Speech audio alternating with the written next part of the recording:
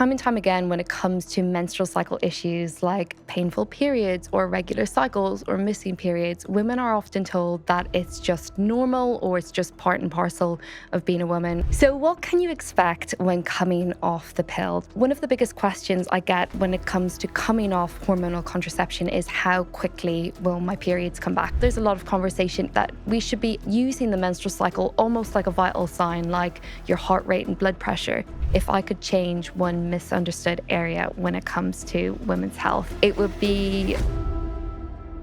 Hello everyone and welcome back to the Food Medic podcast. I'm Dr. Hazel Wallace, a women's health nutritionist and former NHS doctor, and I'm back for a special women's health series of the Food Medic podcast. In this mini-series, we're diving into all things women's health, from expert insights and myth-busting chats to mini Ask Dr. Hazel episodes, where I answer questions submitted by you. Expect accessible, evidence-backed tips to help you feel empowered, not held back by your menstrual cycle and more.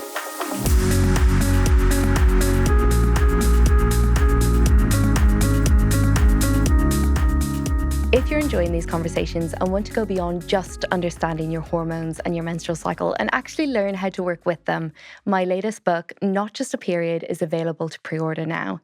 It's a practical, science-backed roadmap that helps you align your cycle in every area of your life, from nutrition and mood to body image, skin, hair, and more. If you're ready to feel more in tune with your body and supported by your hormones, rather than confused by them, I'd love for you to check it out. You might notice a QR code floating around if you're watching the video for each scan, or if you're listening to the audio version, you can find the link at the bottom of the episode show notes. Hi Hazel, I absolutely love your podcast, so I'm so pleased that it's come back. My question is, I'm planning to come off the pill, and as I've been on it for a few years, I just want to know what I need to know or can expect after stopping it. Thanks. Thank you so much for your question and also for sharing some love for the podcast. We're also really excited to be back. So what can you expect when coming off the pill? This is a question I get asked quite a lot. Firstly, it's helpful to know that the hormones leave your body pretty quickly when you come off the pill. So any potential side effects that you may have been experiencing should end pretty quickly. On the flip side, if you were experiencing any benefits of being on the pill, maybe fewer breakouts, that will also end too. One of the biggest questions I get when it comes to coming off hormonal contraception is how quickly will my periods come back? And it really does depend on the type of contraception that you're on. In this case, I'm going to talk about the pill because that was our listener's question specifically. And really, it should take 1 to 2 months for your natural cycles to return. I would say that it's reasonable to give it 3 months. If it's taking any longer than that, you should go speak to your doctor because when we're on the pill, it could potentially mask underlying conditions like PCOS, for example, that can cause more irregular cycles. So that's one thing to bear in mind. However, your fertility should return pretty quickly. And even before you get your next period, after stopping your pill, you can get pregnant. And if that is something that you don't want at this point in time, it is really important to think about other forms of contraception as well. Another thing that women worry about is how their mood might change when they're on contraception versus when they're not. And it's very variable. Some women find their mood is more stable on the pill, and some women find their mood is more stable off the pill. So that's something to bear in mind. But I think a really good rule of thumb is to start tracking your cycle, start tracking any symptoms that you might be experiencing so that if anything comes up that maybe you didn't expect or that isn't normal for you, you can discuss that with your doctor as well. Also, if you are trying to get pregnant and that's the reason why you have come off the pill, it's really important that you start taking folic acid, ideally 3 months before you get pregnant and up to the 12th week of pregnancy. Coming off the pill is a transition, and for some people it's super smooth and for some people it's not as smooth. I go into a lot more detail in my new book, Not Just a Period, so you can find that in the contraception chapter. Thank you so much for listening. Hi Hazel, I just wanted to start by saying I absolutely love your podcast and have found it so useful, so I was wondering if you were able to help me. My sleep is always absolutely rubbish the week before my period. Is there anything I can do to help prevent this? Okay, so sleeping issues across the menstrual cycle. Across the cycle, and you may have experienced this yourself, there are points in the cycle where women are more likely to experience sleeping problems. And it's typically premenstrually and also during the period. So just before and during. But also, some women experience a change in sleep around ovulation because we get an increase in body temperature. And when we're sleeping, our bodies like to be nice and cool. And so, for having that, even that small increase in temperature, that can disrupt our sleep. So it's very common, especially in that luteal phase, the 1 to 2 weeks before our period, to find that our sleep is a little bit off. It's not just sleep quantity, so the amount of sleep that we're getting, but also the quality of sleep and even the sleep architecture. So how much REM and non-REM sleep that we get can also change during that phase. So it's super interesting. But your question is, what can I do about it? So you have established a connection here where your sleep is a little bit disrupted. And I think the best place to start is, unless you're doing this already, is to start tracking your cycle so you know roughly in your cycle in what phase you're experiencing this so that you can really double down on your sleep hygiene habits. Now, the reason why sleep is disrupted around that time, as I mentioned, temperature changes, but also the changing hormones as well. But let's not forget that around that time, things like PMS might start to creep in. You might be experiencing menstrual cramps. And of course, if you find this change during your period, then of course you are dealing with even the practical side of things like leaking or cramps or just having to wake up in the middle of the night to change a tampon, for example. So, what can you do about it? First and foremost, I would say track your cycle, make sure that you're addressing where it's happening.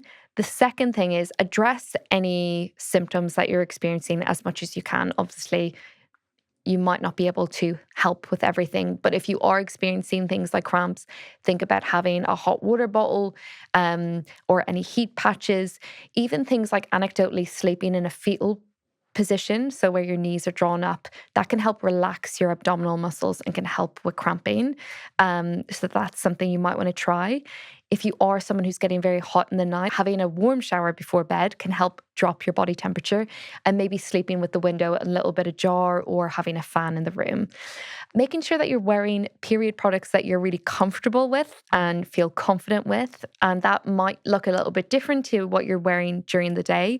I know this sounds very obvious, but I feel like it's something I've only really figured out in my 30s. So it might be a bit of trial and error of figuring out what works for you. It might be a menstrual cup or period pants or something that is just a lot more absorbent than what you normally wear during the day. So you have that confidence and you're not waking up in the night because you're tossing and turning, thinking about things like leaking.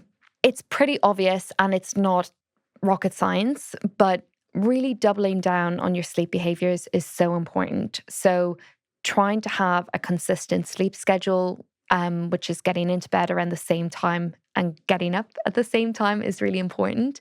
And if you know that, for example, in the last week before your period, your sleep is always disrupted, maybe during that week you are going to bed 30 minutes before just to give yourself a little bit of a buffer. As I've already mentioned, making sure your room is nice and cool, but also quiet and dark. So maybe it's blackout blinds or wearing an eye mask when you're going to bed or even earplugs so that you're giving yourself the best possible chance of getting a good night's sleep. Little things like making sure that you're not having your last meal too close to bedtime. So essentially, we want to be having our last big meal 2 to 3 hours before bedtime latest. It's okay if you have a small snack closer to bedtime, but when we think about it, if you are having a big meal, you're also going to be digesting when you're trying to sleep. And things like making sure that you're not having any stimulants like caffeine after 2 p.m., if not after midday, just to make sure that you are really optimizing everything.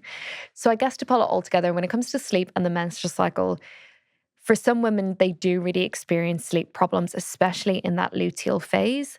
There is no magic solution, but it just requires really giving yourself the best possible chance at a good night's sleep by doubling down on those sleep behaviors.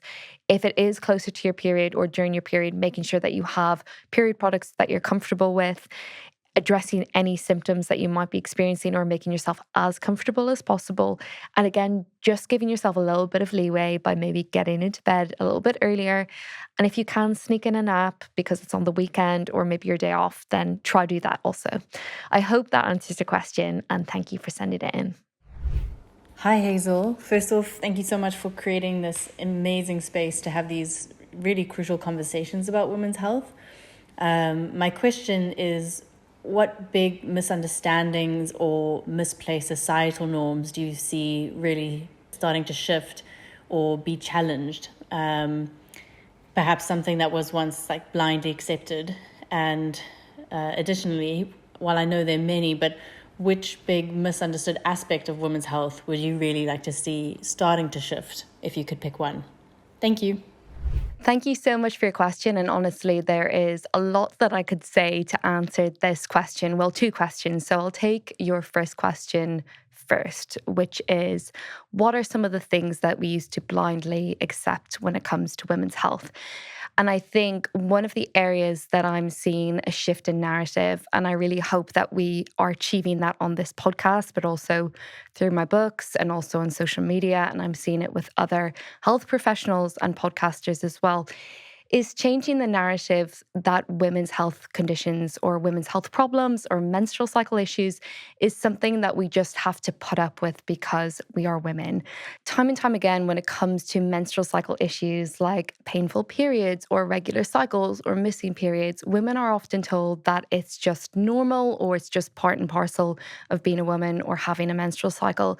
And this is something that I'm really trying to challenge with my work and really shift the narrative to, because I think it's not that we've been gaslit, but almost brainwashed into thinking that that's something that we need to accept.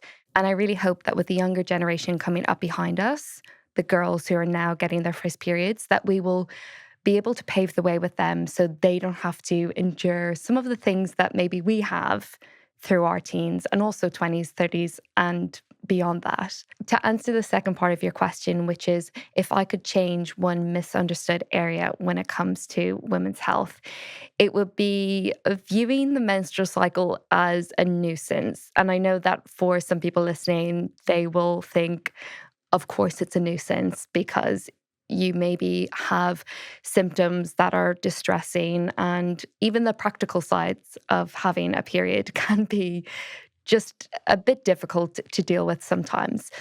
But I think when we really start to learn about the other parts of our menstrual cycle outside of the period, so we only ever talk about menstruation, which is day 1 to day 5 typically in a menstrual cycle, but so much more happens in the 23 or so days across your menstrual cycle.